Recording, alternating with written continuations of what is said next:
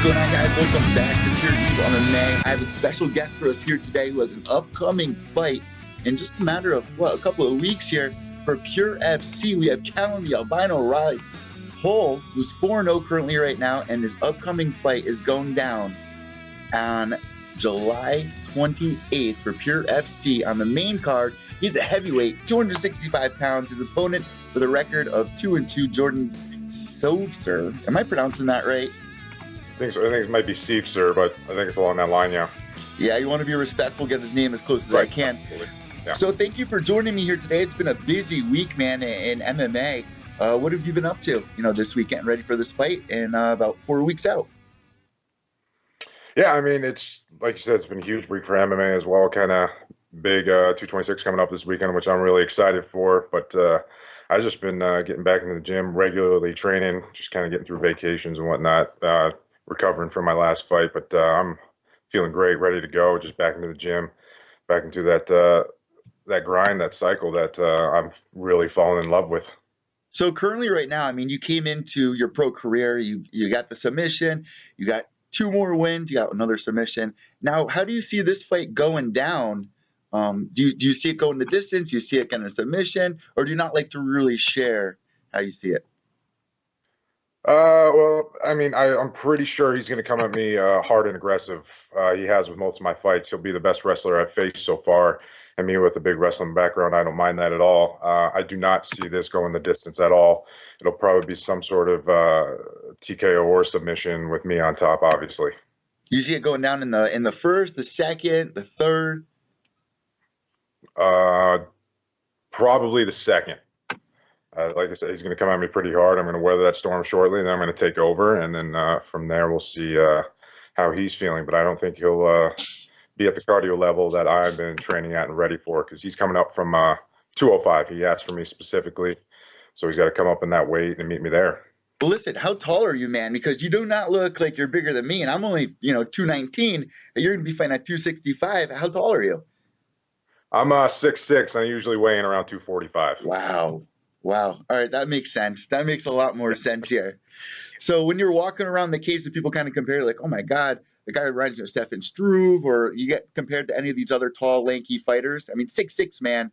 I mean, if you're not in basketball, MMA was probably your route. Well, wrestling was a big family sport, so that's kind of why I was going towards wrestling. I haven't got any real comparisons, but I think a long, lanky Struve is probably pretty accurate to compare me to, at least body size wise.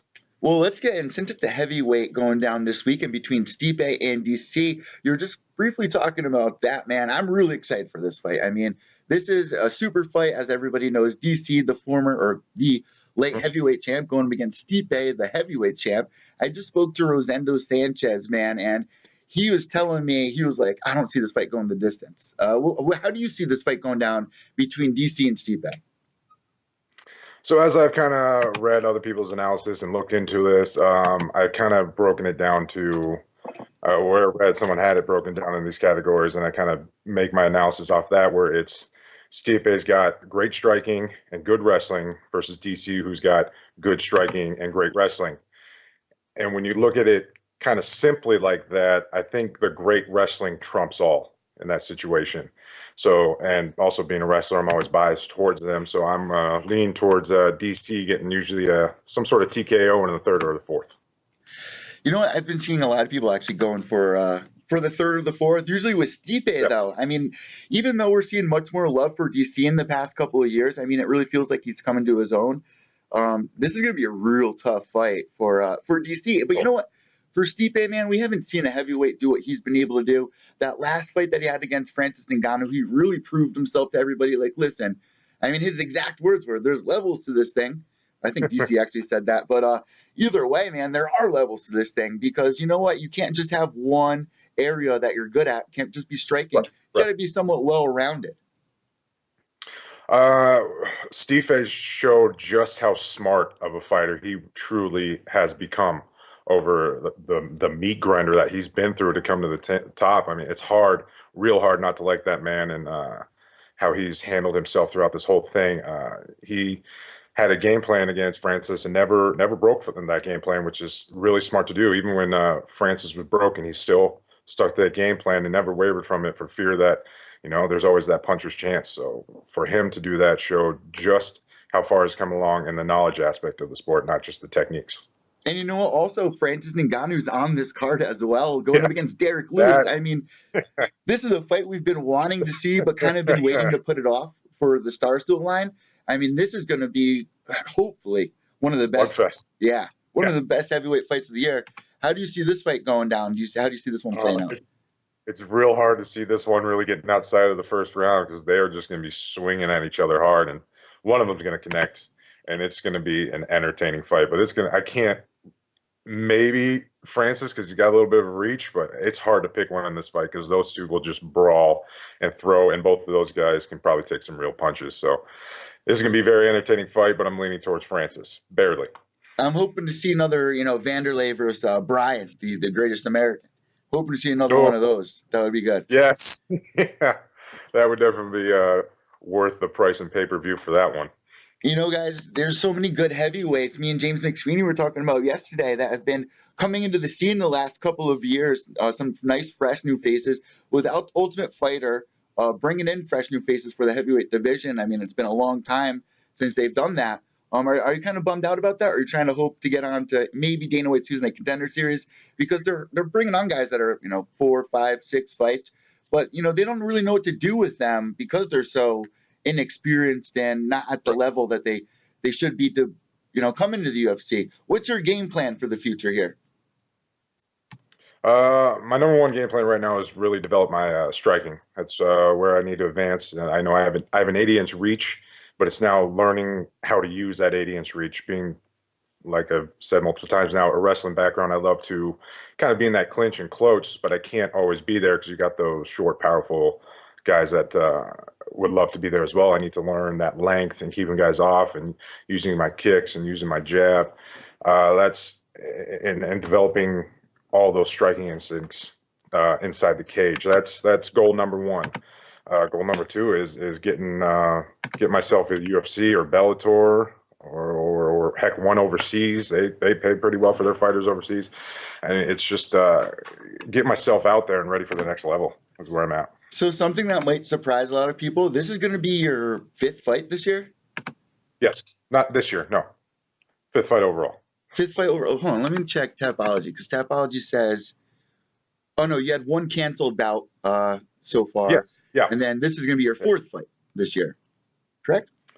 So I fought, what was my pro debut was last June 24th. They have it on here. Yeah. Yeah, 4th fight this year. I didn't even realize it. Yeah, January, March, June, and yeah, this one. So I started the question off going. I started the question off. People might not know this, but you didn't even know how many times you fought this year. Well, it's just how I train and how I is just pretty much always be ready because I don't know when my opportunities are going to come, especially as a heavyweight and the division being kind of weak as a whole.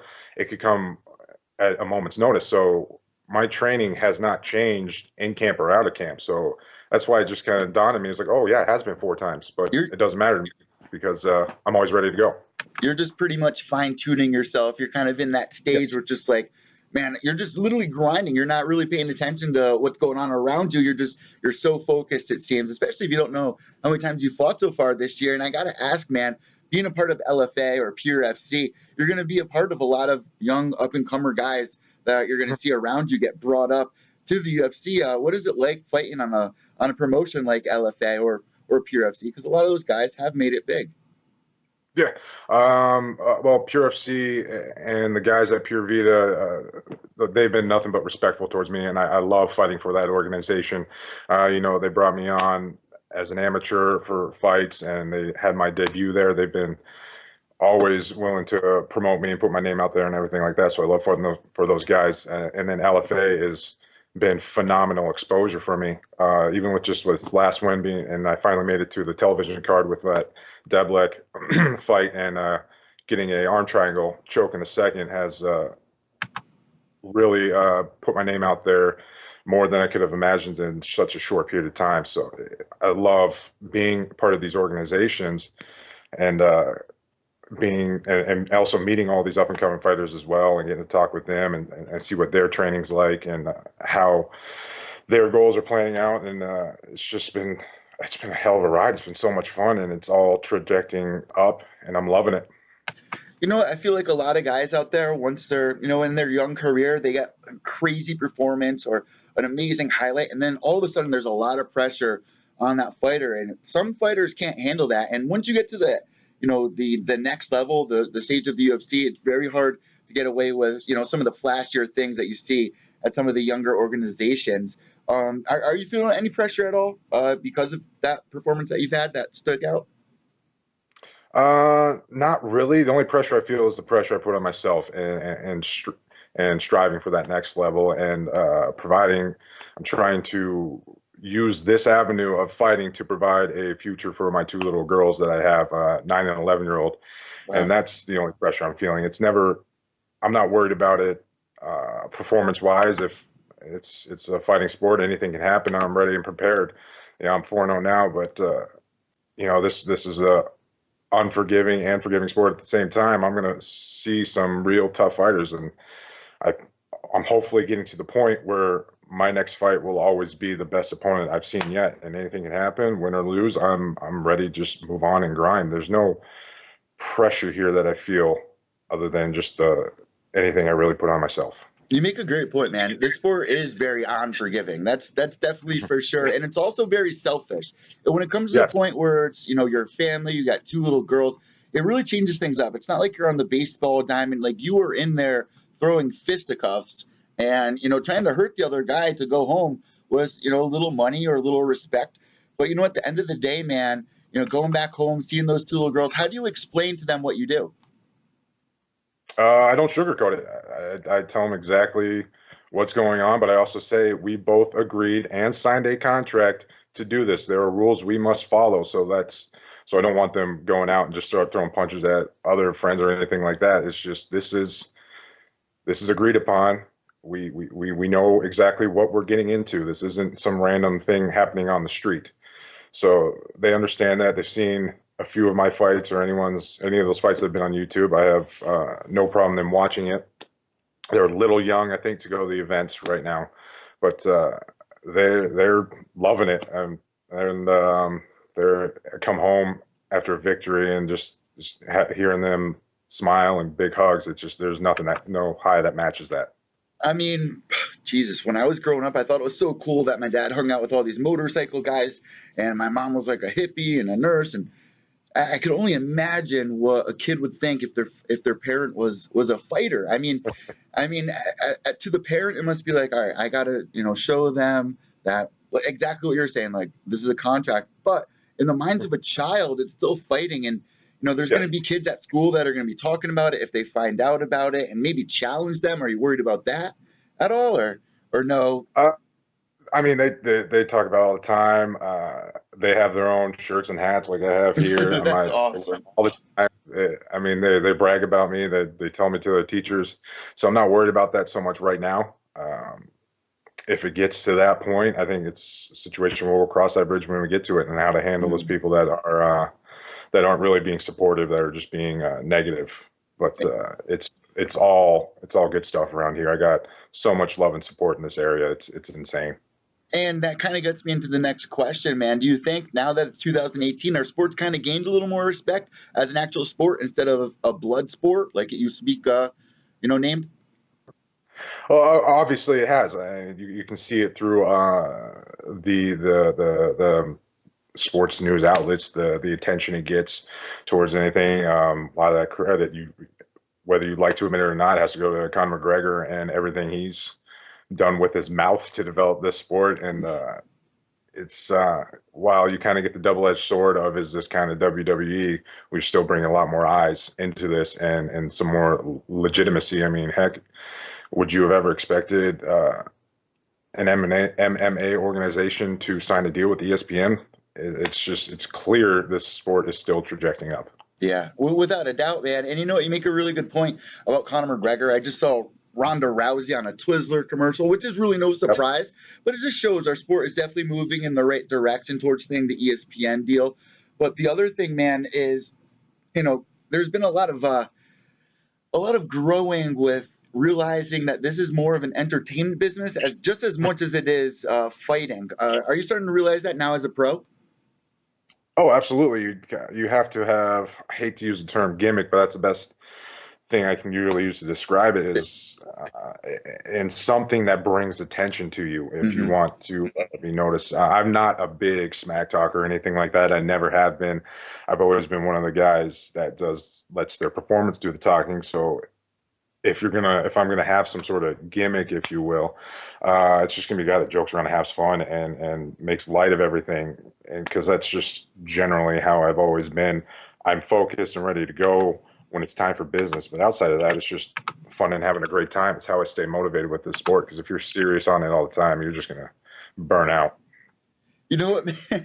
Yeah, man. Well, you fought 4 times so far this year. Do you think 2019 is going to kind of, trend on the same number? If I keep coming out of fights healthy like I have been, absolutely. 3 of those four fights, I didn't take hardly any damage at all. So, which is why I've been able to fight so much. I learned a real hard lesson 2 fights ago when I fought Patrick Martin. Was the first real heavyweight opponent I faced with some experience, and that 3rd round we had was a real slugfest. Really, it was just him slugging on me because I had gassed myself so hard in the 1st and 2nd. So that's the only fight I've come out of where I really looked like I took some damage. So I've been real fortunate to come out of all my fights relatively unscathed. So before we let you go here, man, you already gave us your predictions for UFC 226, and you gave us our predictions for your fight. But you know what? I'm really interested in how many times you fought so far this year because we're only in July. So July, August, September, October, November, December. You still got 5 more months to go here, man. So I hope you stay healthy. I hope you get another win. What do you know about your opponent before we let you go, though? Because I think it's only fair to get his side to see, what he's kind of like. Do you know anything about him? I know my opponent has a wrestling background, and he comes at his opponents when he's fighting pretty aggressive and for those clinches and for those takedowns. So I'm expecting him to come out the same way in this fight and throwing hard, trying to connect to my chin, which I'm not going to let him do. If he wants to get into a wrestling match, that's great because I know, one, I'm bigger, stronger, and a better wrestler than him. So he'd just be coming into my world, and I'd give him a little harsh awakening there. Last but not least, man, as we close out the end of this interview, if you have any sponsors, anything that you want to say at all, the floor is all yours.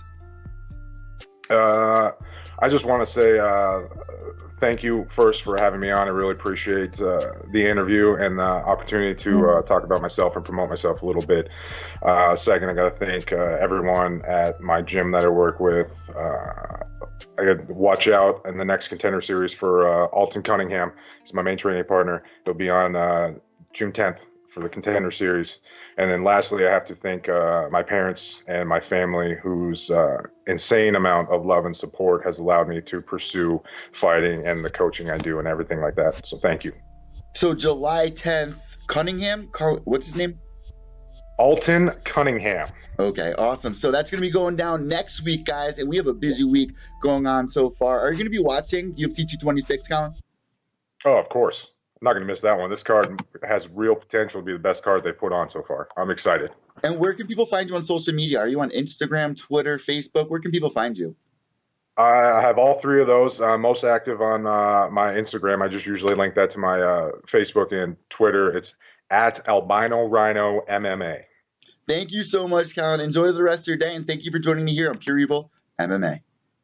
Thank you for having me. I really appreciate it. There you guys go. Calyn the Albino Rhino. I don't know why I keep stumbling on all that. What's going on, Ann? Thanks for tuning into the chat room. I know I didn't pull the chat room in here. So let me pull it in really quickly. Get the old pop out chat. Guys, I cannot wait. Last night we finished up. Me and James Sweeney, we finished up the podcast that we did. And we still don't have a name for it yet. That's one thing I'm really looking forward to. We've had so many suggestions for names. So Ann checking in the chat room in case you guys listen to the podcast. Ann, hello, Eddie and Hull. What's going on, Ann? Eddie, Mike says hello to you and Hull. What's going on, Mike? Ann, Eddie, where did he get his nickname from? Damn. That was a good question. The Albino Rhino. If I could guess, he told me that he was 6'6". So, he's a big boy. He's white. So the albino, he's a big heavyweight. Because first, when he called in, I was like, this guy's 265. It's like, I look a little bit bigger than him. And I've lost another couple of pounds. I was at 229, then I was at 219, now I'm at 215, and I'm doing the lose your weight dance right now. So I was kind of surprised, and it makes sense. The guy's 6'6", the albino rhino. It's a great name for the guy. I couldn't be any happier. He's fighting for Pure FC in just a matter of days, man, July 28th. And then he's also fought for LFA before. And I will tell him that you said hello. I will send him a text message and said that we missed the chat room. But you know what? UFC 226 is going to be going down, guys. I spoke with James McSweeney on our podcast. You guys can check that out on our YouTube page. It's not here on Pure EVil MMA, but it is on the Pure EVil MMA iTunes, Podbean, Stitcher, Podomatic channel, and also now on Spotify. And check it in. Oh, wow, big guy. He is cool, good interview. Yeah, man. He is actually a part of Kobe. Kobe, shout out. Can't forget Kobe. Kobe's the one who set me up with this interview from Kobe's Corner. You know, big shout out to Kobe. I don't know what's going on with him. I don't know if he's going to be coming back to do any MMA, if he's going to be reporting on MMA anymore. It looks like he's making that shift to NBA. And I will say this. I do love Kobe, but I also tweeted this out. I'm a little tired of seeing all of these MMA journalists talk about NBA or baseball. It's like, come on, man. People are following you to get information about MMA. They don't care about basketball, which is why I'm kind of worried about this ESPN deal. All right, it's good for your sports diehard fans, and it's good because your baseball fans, they're going to get updates on their phone about MMA, and it's just kind of over time build its way into their head where it's just like another part of their day where it's like they're actually seeing MMA updates, Connor's next fight, and they'll be talking about it more because they're getting those updates from ESPN.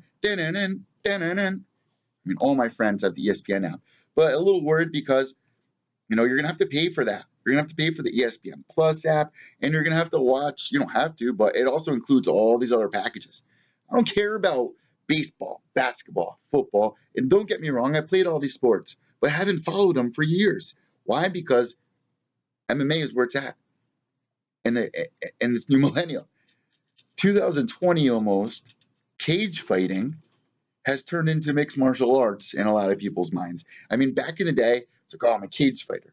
People usually don't say that anymore. I'm a mixed martial artist. It's gaining a lot more respect throughout the years. Me and Hull were just talking about it. I think it's a good move to go to ESPN, but at the same time, I'm a little worried about it. And I'm a little shaken up that, I don't want to spend, $10 and I get all these MLB, I get this and that. I only want UFC. I'm just happy with my UFC Fight Pass. It's very frustrating that they're changing all this right when we're kind of getting comfortable with UFC Fight Pass. I mean, Fight Pass can use a lot of changes. It still can use, a good update, but at the same time, ESPN Plus, I know they're going to do a good job with it. I don't know how I feel about it. I really don't. I'm not sure how I feel about it. How do you guys feel about this? Let me know. We got a fake Ann in here. I see a fake Ann. If it wasn't a fake, what was it last week? Henry Ford. We had 2 Henry Fords, now we got 2 Anns. So, no. We ain't playing around with Ann. Ann's not someone we play around with here. Ann straight blood, son. So, listen, before we let you go, we are just a couple of days out from UFC 226. Stipe Miocic versus DC. I kind of gave my predictions on the podcast. I'm going to upload that video right now for you guys. There are so many great fights. I mean, 2 days nonstop. Holloway versus Ortega, really quick. I'm kind of leaning towards Ortega. Ngannou versus Lewis. Want to lean towards Lewis. For some time, he says Ngannou. Michael Chiesa versus Showtime Pettis. Leaning towards Showtime Pettis. Saki versus Roundtree. I would love Saki to win. But, man, he got pieced up in his last fight. I wouldn't be surprised if Roundtree comes through. Then we got Felder versus Perry. I really don't know there. I'm 75% Paul Felder. Hooker versus Burns. I got Hooker all day, baby. Hooker all day. That didn't sound right. Then we got Brad Tavares versus Israel Adesanya. That's going down the Ultimate Fighter Season 27 finale show. That is a fight where I'm real interested in. Because you got somebody like Israel, a young up-and-coming guy. You got somebody like Brad Tavares, who's fought some of the toughest names in the division throughout the last couple of years. But I will say this about him. Since 2012, 13, 14, that's 4 years ago now. Brad Tavares has kind of taken a step down in competition. Don't hit me with this. You can rebuttal. Give me your best rebuttal on this. But I feel like he's kind of stepped down in competition. He's one of those guys where they tried to throw him in the upper echelon in the top 10, top 5, and he wasn't able to get his footing. So they kind of lowered him back down to fight some of these other guys, kind of like we're seeing with Showtime Pettis right now. Whereas, Michael Chizzay, he's not really a step down, but I hope you guys catch my drift here, my comparison with this. But I'm a little nervous because it's still not fight night. So I don't know who I'm going to be picking here. Is it going to be Israel Adesanya? Is it going to be Brad Tavares? I'm a little nervous what everyone's going to say about what I just said. But I want to know what you think about that because, this is a step up in competition for Israel, without a doubt. And I'm not making any bashes against Brad Tavares at all. I was kind of shocked when this fight came out. I was like, this fight, seriously, what does this fight do for Brad Tavares if he wins? It's going to prove to him that, all right, maybe I am a top 10 guy. Stop feeding me these up-and-comers. But it's a proving ground for him as well, for both guys. But it does more for Israel than it's going to do for Brad Tavares at the end of the day. Let's see what we got going on in the chat room. Should I pull it back in? All right, let's see. Owen Young checking in. MMA is where it is at. Truth, brother. Yeah, without a doubt, man. I'm just getting so fed up seeing all these. Like, listen, if I'm following you on Twitter, it's because you're in the MMA scene. You're part of the MMA family or whatever. You're an MMA journalist or maybe you're just an MMA blogger. And there's a difference between a journalist and a blogger. Me and James were talking about this last night, and it was really getting under my skin when I was thinking about it. I was like, yeah, man, you're right. And it's awesome that people can just easily make a YouTube channel and, jump on the platform and do what they want on Twitter or talk trash, whatever, or troll. But you know what? It's kind of disrespectful to people like James or people like me when you hear some of the disrespectful things that these so-called journalists or bloggers or MMA bashers say. I spent a lot of my time and money in broadcasting school. I was trained by the best at ESPN. I was trained by the people who invented ESPN. Like, I put my time and energy. I did my first interview when I was very young. So it's just very disrespectful when you see these guys that just make an account and they start calling fighters out, disrespecting all the hard work that actual journalists have put in, actual fighters have put in, and it rubs me the wrong way. And me and James kind of went off on it last night, so you guys can check that out on the iTunes, Podbean, Spotify channel. But yeah, right now, 2018, almost 2019, mixed martial arts has that vibe to it right now, where it's just like, there's no way you can't be at the edge of your seat. You see a lot of these upcoming guys from local scenes in the last couple of years that have made it to the big show. It's very exciting to see.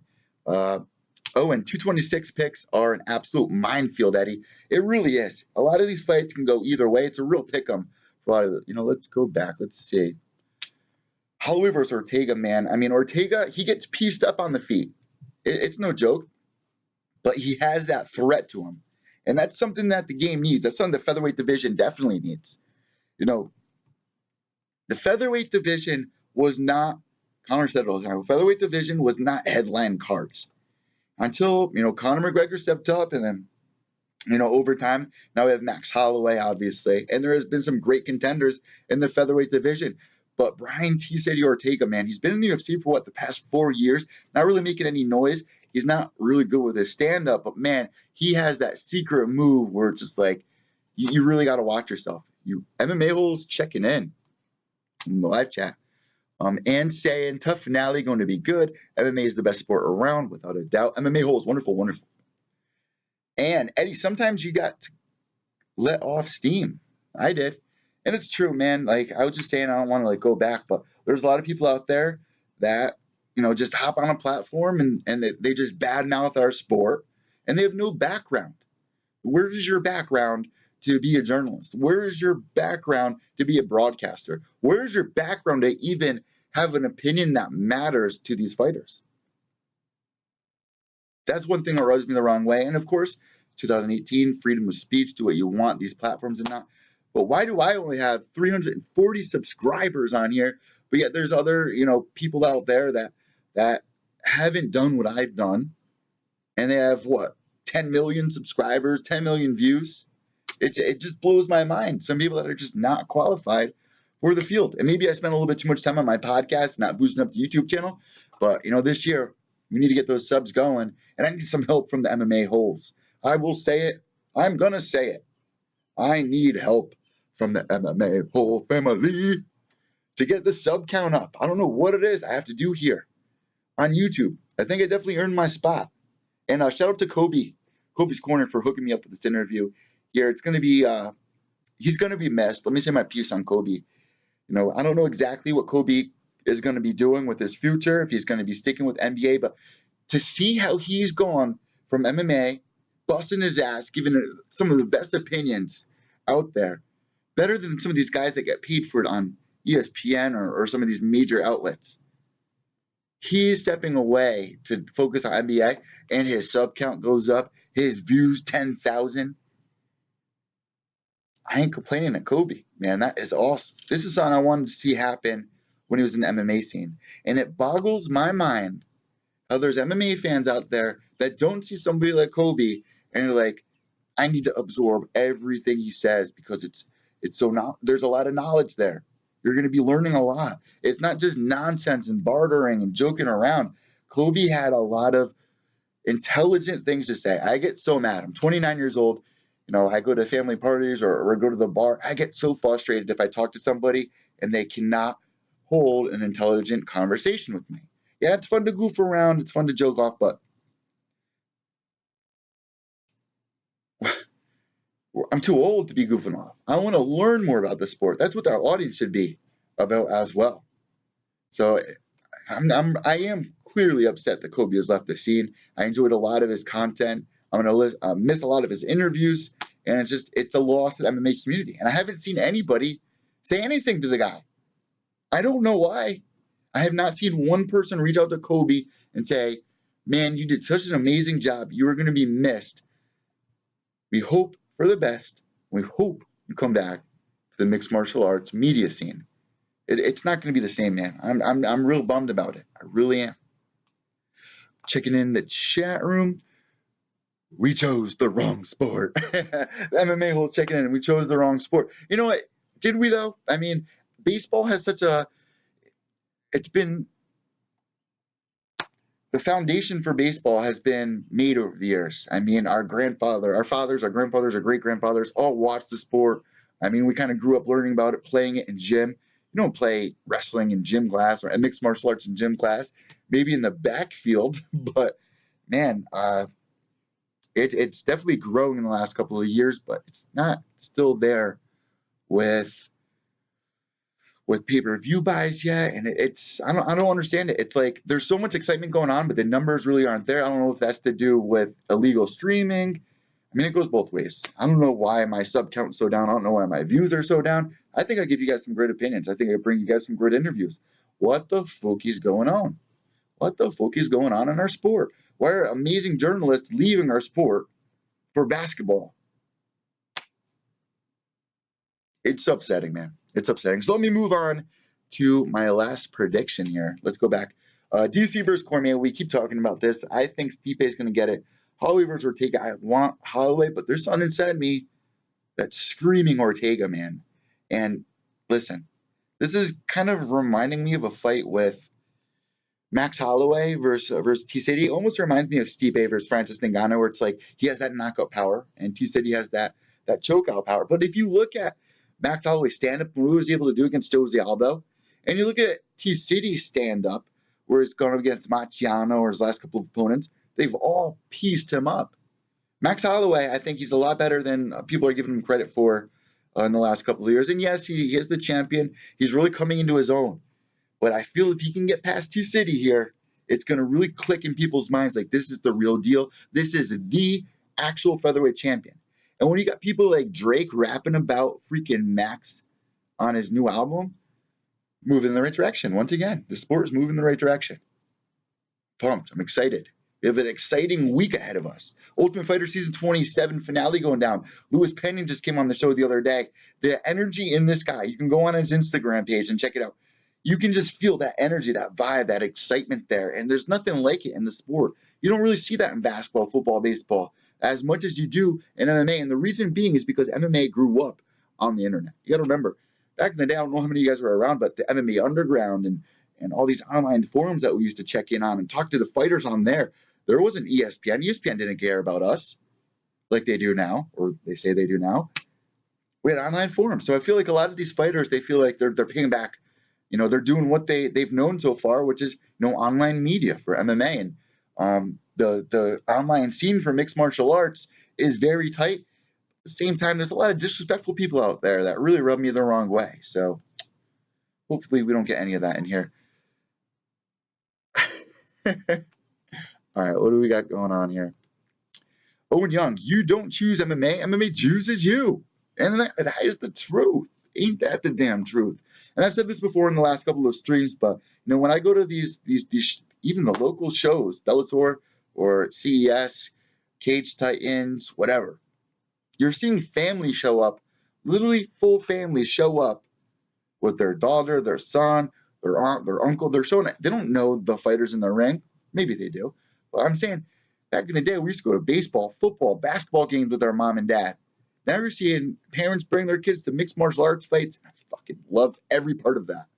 I love it. It does make me a little worried, how fighters explain to their children, what they do. Because like I was saying to Hull, I was like, man, if my father was a biker guy, hang out with a lot of, motorcycle jacket clubs and whatnot. My mom, a hippie, I thought that was so cool. I could only imagine if my father or my mother was a fighter. I mean, my ego would be through the fucking roof. So you got to be careful if you're a fighter and you have children, or, you can really take it the wrong way. It's really, if being a fighter, you're a gangster, man, in my book. If you're a fighter, you're going in there and you step inside of a cage, that takes a lot. And people look at that and they think they can do it. And man, I don't know how many of you guys have been in fights, but I was the only white kid in my city, so I've had to really stand up for myself when I was younger. And I've been into a couple of fights, and it's never fun to be in a fight. And here's the thing, though. At that young age, you're going to get into scraps. When you get to an adult, those punches to the face, it's going to hurt for a little longer than it did when you were a kid. These guys that are 38, 39 years old that are still doing it, man, you got to give them so much credit. And when you got somebody like Stipe Miocic going through the trenches like he's did in the past few years, that one loss to Stipe, that one loss to Struve, everybody holds over his head. But if you look at the leaps and bounds that guy's gone through and the power he has, even moving backwards, man. So much respect for Stipe Miocic. And I would love if he defends the title once again. It would be upsetting if DC loses, and a lot of people are wondering, if DC loses, will he be retiring? The answer is no. I do not see him retiring. I think he will go back down to light heavyweight. I don't think if he won against Stipe, maybe he would defend the title, but you know what? Let's say, all right, so say for instance, Stipe loses, DC wins. What do you do next with DC? Do you have him stay there? Because I was talking about this with James. Kane really can't jump in and be like, all right, give me that title shot. It's probably not the best idea. As much as I want to see that, especially if DC wins, there's no way that's going to happen. What about Curtis Blades? If DC wins, I would love to see him fight Curtis Blades. That would be a great fight.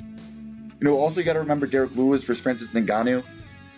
If one of those guys are next in line, I don't think DC wants anything to do with either or. Owen, check it in. When is my sister? And saying MMA fans are the best and are very passionate about their sport, and that's 100%. Listen, it's like that for every sport. If you go into hockey, you got the bleacher creatures go to football games, those guys go sick. Baseball games, those guys go sick, especially here in New York, especially when there's a Boston game. For MMA fans, man, how could we describe an MMA fan? The Just Bleed guy is the perfect explanation. The Just Bleed guy. Perfect. Every MMA fan, when you go to an MMA show, you don't want to see a decision. You want to see knockouts non-stop. That's what MMA fans want. Journalists are more interested in the technical side of things. They don't mind if you get taken down. MMA fans, they just want you to bleed, and they don't care, and they'll say what they want. Pretty brutal. Every sports fan's brutal. Who am I kidding? Eddie, I am picking DC to win and Max, says Ann. DC and Max. There are so many pick'em cards here, guys. There really are. You also have Mike Perry versus Paul Felder. Come on. Paul Felder's got to be so frustrated, man, because his last couple of fights, his opponents get pulled off. It's just bullshit. So now he has Mike Perry. And the one thing that worries me about Mike Perry is if you look at what Mike has done in fights against similar opponents like Alan Jouban. Well, Alan Jouban is almost a replica in a way of Paul Felder. We're going to see if Mike Perry has evolved since that last loss. And we're going to find out in just a couple of days here. As for Paul Felder, I really don't see Perry getting past Paul Felder. If he does, man, imagine that. Imagine if I can't. I literally cannot picture Mike Perry knocking Felder out. But if you know the sport, anything can happen. Guys, I'm doing the giveaway pick'ems. Don't forget about that if you're a part of the Pure EVil MMA family. You like that little cinema up there? DC is a beast. He has fought big guys before and picks them up and slams them like they are nothing. Says, and you know what? When he did that to Alexander Gustafsson, I was so bummed out. I had Gus that entire night. I did a fight party. Well, my friends had a fight party. And just to see what he's able to do against Gustafsson, I thought it was Gustafsson's time. That was a proving point for me. That was the time when I was like, DC really is the real deal. It took a long time to get adjusted to DC because this was a guy that was coming in and beating all my favorite fighters. No remorse. Training over at AKA with Kane, and it was only a matter of time before we saw this go down. MMA Wizard definitely should be on the main card. MMA Wizard talking about Paul Felder versus Perry. You know what? There's so many good cards, good fights on this card. I think that fight is actually better on the prelims for people who don't have money to pay. I mean, that is one fight I would definitely recommend for people who don't have the money to afford a $65, $70 pay-per-view. You get to see some of the amazing talent in the UFC like Mike Perry and Paul Felder. So that's kind of a treat right there. Mike Perry is hands down my favorite wicker. I agree with you there, MMA Holes, check it in. Mike Perry, man, there's no filter on Perry. I mean, he's throwing around my ninja. He just does not care. He's getting tattoos above his eyebrow, which is something we see nowadays in our generation. I was kind of thinking about getting my tattoo above one of my eyebrows. I think that actually looks real sick. Not one of these stupid stars. I mean, come on, that looks like a fucking mole from a distance. I already got my beauty marks. I already got my Marilyn Monroe marks. I don't need none of that. I want some cool shit above my eyebrow, though, I tell you that. I mean, come on, I'm not going to be a lawyer. This is my future right here with you guys. I mean, I got evil tattooed on my fucking hand. It's called dedication. That is dedication. I don't give a fuck. I don't want a job. Tatted like I don't need jobs, ho. All right, guys, let me tune out here. I got a lot to do, a lot to get on the table. Had a great conversation with Hull. Thank you to Kobe's Corner. And Kobe, we're going to be missed. If there's one thing I can ask from you guys, if you aren't already subbed down below and whatnot, give Kobe's Corner a huge shout out for today's interview because he's the one that really hooked it up. And there's going to be a missing hole in the MMA media scene without Kobe. It's sad. It's very sad. With that being said, guys, I'm Evil Eddie from Pure EVil MMA, MyMMAnews.com, White Knuckles to the end. And don't take that wrong. It doesn't mean white power. White Knuckles to the end means you are grinding every day. The knuckles to the cement. You are punching through that wall till you get what is yours. So White Knuckles to the end. Behave yourselves.